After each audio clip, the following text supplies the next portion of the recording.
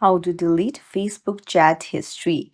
Hey everyone, welcome back to the channel. If you are new here, don't forget to hit the subscribe button and turn on the notification bell to not miss any updates. So, if you want to delete your chat history, let's dive right in. So, open up your messenger and then go to the conversation.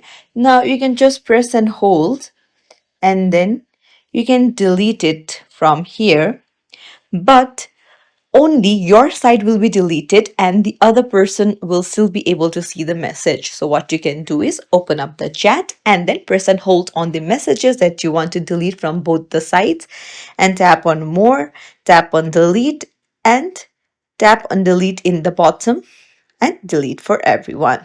So like this, you will delete the messages from the both sides, but the person will be able to see that you deleted a message. So that's it. If you found this tutorial helpful, don't forget to like the video and subscribe to our channel. Thank you for watching.